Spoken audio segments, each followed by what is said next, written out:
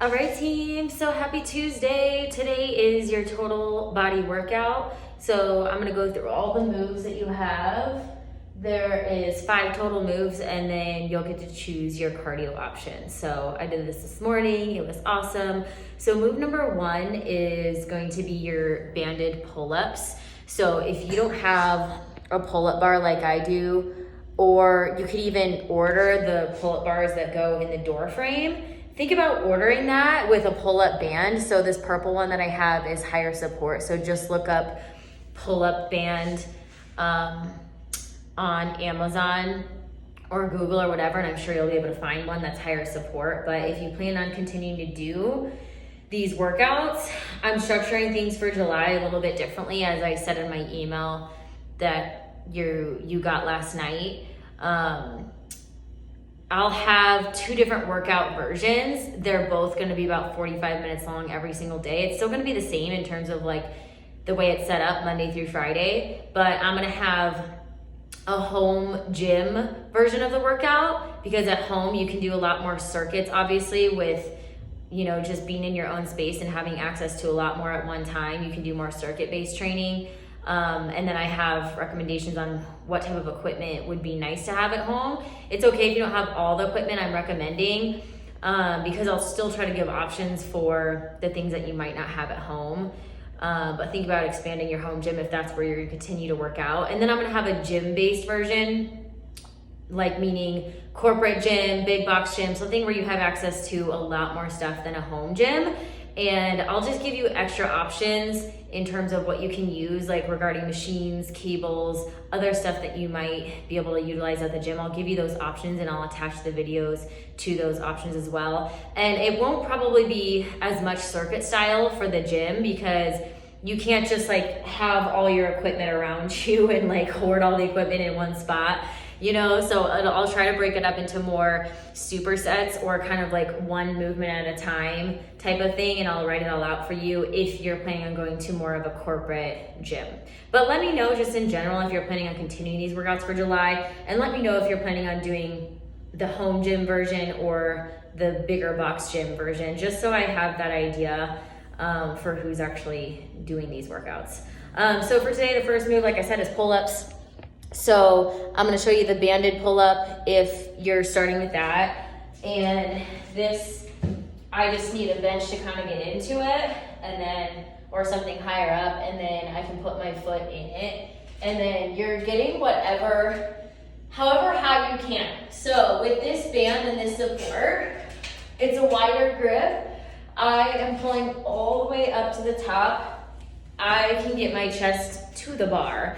But if you're not quite there yet, that's okay. You might even order 2 pull-up bands to start with and have a little extra support. If you can at least get your chin above the bar, that's the goal. Eventually, you'll be able to get that full lat pull down and squeeze together your shoulder blades, and you can get your chest to the bar. Now, if you don't have this stuff quite yet, you're just gonna do either a barbell or a dumbbell row, hinge forward row. This is just what we're gonna do for now instead of the pull-ups, but I want you to engage at the top, squeeze. 2 to 3 second hold, control the negative if that's your option, and just get used to engaging the back and holding that time under tension for a little bit longer. So that's your first move, is pull-ups. Move number 2 is overhead squats. So if you're still not comfortable with these take a long time to build. I would grab a broomstick, something super light that you can just hold up here. The barbell that I'm using for this is 35 pounds, and this is about all I can do because these are hard. So whether you have your broomstick handle or your barbell, it's a wide grip. It's wider than the shoulders. So I'm picking up that bar, and you notice how wide this grip is. That's how wide you want to be in your overhead squat position. And when that barbell is up above your head, my arms are mostly straight, and I'm engaging my shoulder blades together. So this barbell is behind my head. It's not on top of my head. And then it's just like a front squat from there. So I come down, my knees push wide, whatever kind of depth you can get. These are quite hard until you get used to them. Part of it's flexibility, And part of it's just practice over time. So you're getting that depth to your squat. My chest is nice and tall at the bottom, and I come back up to the top. So this is just increasing your overall functionality. These take time to get better at, but what you want is to engage those shoulder blades. And then as I come down, you're not dropping forward. You're engaging behind you, doing whatever you can. If you can only come down this far, for now, that's okay. You'll eventually be able to get there. And maybe stretching your hamstrings and your hips would help with that too. So that's move number 2. Move number 3 is going to be your dumbbell snatches. So this is single arm snatch. So with this one, just one side at a time. My hips go back to pick up that weight, but my chest is not rounded. So I'm dropping my butt down to pick the weight up, drive that elbow to the ceiling in one movement. So it's gonna be elbow up, drive to the top. So I'm using my legs to jump that weight to the top. I'm not trying to curl it up and then trying to press it up. You're taking the arms out of it and you're using the lower body to drive that weight to the ceiling. And I like to go dumbbell facing this way versus this way because it's just easier on the shoulder to go straight up, straight down. If you guys ever need options on anything that I'm giving you as well, always feel free to email me and I can find you different options. Then the last 2 moves, we got our step ups. So if you have a box, again, this is something I would look at ordering if you have a home gym, is ordering a plyo box. This is a soft plyo box.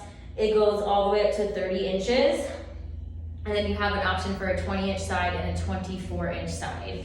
So think about that, but in your step up, you're pushing through your heel, coming to the top of the rep, and then step all the way down. And right back up, push through the heel and the glute.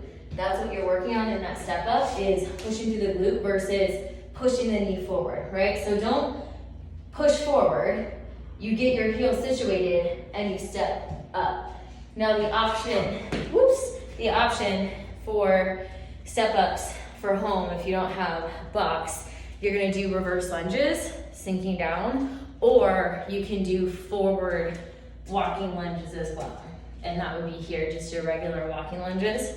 And then your final move today is gonna be your oblique side bends. So this is grabbing a weight. Ideally, heavier is better. You can go heavier than you think. Feet are about shoulder width apart. I'm gonna stretch my oblique on this side, reach down, and then lift through the oblique on this side. Stretch the oblique, weight comes right below the knee, lift through the oblique. And on that, you just wanna make sure when you're coming down, you're not letting your shoulders rotate. You wanna keep that shoulder blade pulled back. And I'm working this side. I'm working the side opposite of the side that the weight is on, and then you'll switch those reps. But this is controlled. So feel the stretch, lift, and use the strength of your side body to lift it versus this arm holding the weight. This isn't what you're jerking up. You're using that opposite side of the body to lift. So it's not about speed in these reps, it's about engagement and control. And then you'll get to choose your cardio option today. I think that's it, you guys. A long video, I know, but hopefully it's helpful, and have fun.